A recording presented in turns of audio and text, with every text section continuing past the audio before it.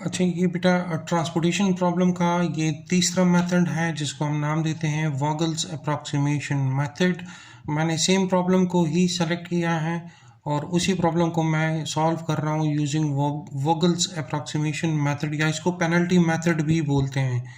ठीक है जी। इसका भी पहला स्टेप यही होगा कि आपने देखना है कि ये बैलेंस्ड है कि अनबैलेंस्ड है। अगर ये अनबैलेंस्ड प्रॉब्लम है तो फिर आपको अकॉर्डिंगली या तो डमी कॉलम ऐड करना पड़ेगा या डमी रो को ऐड करना पड़ेगा। लेकिन यहाँ चूंकि ये मेरे पास बैलेंस्ड प्रॉब्लम है जहाँ पे सप्लाई बराबर है डिमांड के, तो मुझे ना तो डमी रो को ऐड करने की ज़रूरत है ना डमी कॉलम को ऐड करने की ज़रूरत है। वॉगल्स अप्रॉक्सीमेशन मेथड में हम बेसिकली पेनल्टीज़ को कैलकुलेट करते हैं रो में भी और कॉलम में भी। तो पहले रो में पेनल्टी कैलकुलेट करते हैं। पेनल्टी कैसे कैलकुलेट करेंगे? आपने किसी एक पर्टिकुलर रो, अगर मैं इस रो के लिए पेनल्टी कैलकुलेट कर रहा हूँ तो मुझे इस रो में लीस्ट टू नंबर्स उनका डिफरेंस मालूम करना है। देखिए, इस रो में सबसे मिनिमम नंबर कौन सा है? 1, और नेक्स्ट कौन सा है? 4। तो 1 और 4 के दरमियान डिफरेंस कितना है? 3 का है। तो वो 3 इस रो की पेनल्टी होगी। ठीक है। इसी तरह इस रो में आप देखिए, आपके पास 2 और 7 है, तो 2 और 7 के दरमियान डिफरेंस कितना है? 5 का है। तो 5 जो है वो इस रो की पेनल्टी होगी। इसी तरह इस रो में 2 है और 3 है, दोनों के दरमियान डिफरेंस कितना है? 1, तो वो 1 इसकी पेनल्टी होगी। इसी तरह आपने कॉलम्स में भी पेनल्टी को देखना है। तो देखिए, लीस्ट वैल्यू 2 है, नेक्स्ट लीस्ट जो है वो 5 है, तो 2 और 5 के दरमियान डिफरेंस जो है वो 3 का है, तो ये 3 इस कॉलम की पेनल्टी होगी। इसी तरह यहाँ 1 और 2 है, तो दोनों के दरमियान डिफरेंस 1 का है। यहाँ 3 और 4 है, दोनों का डिफरेंस जो है वो 1 है। यहाँ पे 4 और 6 है और दोनों का डिफरेंस 2 है। तो ये आपने पहले स्टेप में क्या मालूम किया? आपने पेनल्टीज मालूम की है। जब एक दफ़ा आपके पास ये पेनल्टीज आ जाएं तो आपने इन पेनल्टीज में से मैक्सिमम पेनल्टी को ढूंढना है कि मैक्सिमम पेनल्टी कौन सी है। तो अगर आपको पेनल्टी रो में मिलती है मैक्सिमम, तो आपने उस रो को सेलेक्ट करना है। अगर पेनल्टी कॉलम में आपको मिलती है तो फिर आपने उस कॉलम को सेलेक्ट करना है। तो यहाँ देखिए, मेरे पास पेनल्टी है 2 1 1 3 1 5 3, तो मैक्सिमम पेनल्टी कौन सी है? 5। तो मैंने इस रो से स्टार्ट लेना है, ये मेरा स्टार्टिंग रो होगा। अच्छा, अब इस रो में तो मल्टीपल सेल्स हैं, मैंने किस सेल से स्टार्ट करना है? उस सेल से आपने स्टार्ट करना है जिसकी वैल्यू सबसे कम है।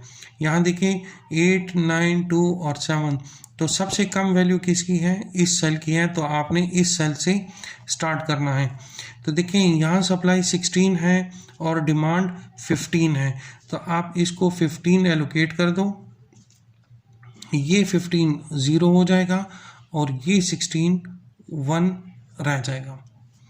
जब ये 0 हो गया तो फिर इस सेल को और इस सेल को सॉल्व करने की ज़रूरत नहीं है।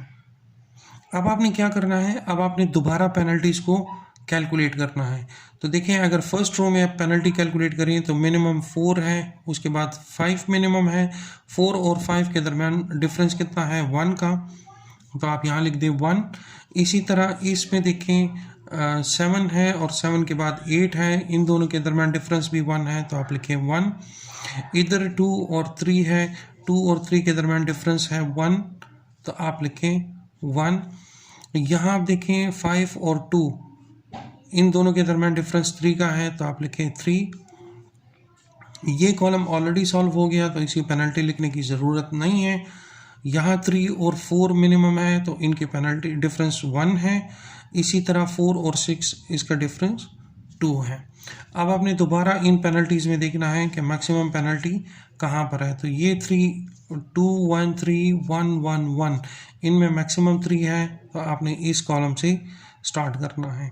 अच्छा, इस कॉलम में कौन सी सेल से? उस सेल से जिसमें वैल्यू सबसे कम हो। 5 7 और 2 में सबसे कम वैल्यू 2 की है, तो आपने इस सेल से स्टार्ट करना है। सप्लाई 5 है, डिमांड 4 है, तो आपने इसको 4 एलोकेट किया, ये 4 0 हो जाएगा और ये 5 भी 1 हो जाएगा। जब ये 0 हो गया तो फिर इन सेल्स को सॉल्व करने की ज़रूरत नहीं है। अब आप दोबारा पेनल्टीज कैलकुलेट करें। 6 और 4 के दरमियान डिफरेंस 2 का है, 8 और 9 के दरमियान डिफरेंस 1 का है, 4 और 3 के दरमियान डिफरेंस 1 का है। ये अब सॉल्व करने की ज़रूरत नहीं है, ये भी नहीं है। यहाँ देखें 3 और 4 डिफरेंस 1 का है, 4 और 6 तो डिफरेंस 2 का है। अब आप देखें यहाँ भी आपके पास डिफरेंस 2 आ रहा है पेनल्टी, और यहाँ पर भी पेनल्टी 2 है। तो आप इन दोनों में से कहीं से भी स्टार्ट कर सकते हैं, उसमें कोई प्रॉब्लम नहीं होगी। मैं इस कॉलम को सेलेक्ट करता हूँ, तो इस कॉलम में मैं कौन सी सेल में एंट्री करूँगा जहाँ पर वैल्यू सबसे कम है, तो 4 कम है। अच्छा, डिमांड 6 है, सप्लाई आपके पास 1 है, तो आप इसको 1 एलोकेट करोगे तो ये 5 हो जाएगा, और ये 1 जो है 0 हो जाएगा। जब ये 1 0 हो गया, फिर इस सेल को सॉल्व करने की ज़रूरत नहीं है। अब आपको दोबारा पेनल्टीज कैलकुलेट करनी है, तो 6 और 4 का डिफरेंस क्या आएगा 2, 8 और 9 का डिफरेंस क्या आएगा 1। इसकी सॉल्व करने की ज़रूरत नहीं है, ये ऑलरेडी हो चुके हैं।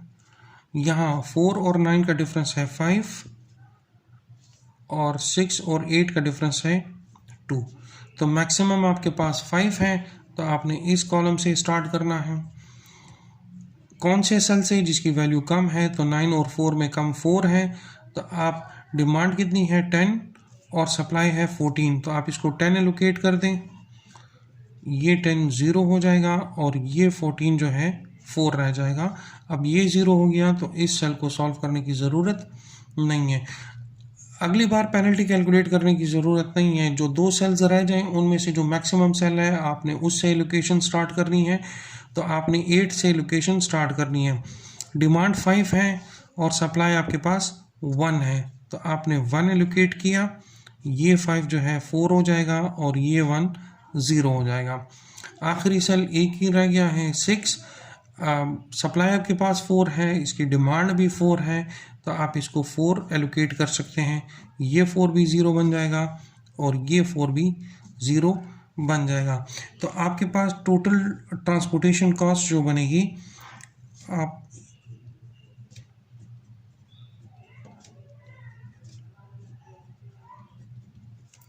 4 multiply by 6 plus 1 multiply by 10 multiply by 4 plus 1 multiply by 8 plus 15 multiply by 2 plus 1 multiply by 4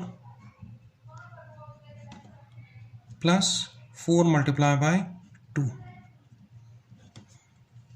इसको आगे सॉल्व कर दें।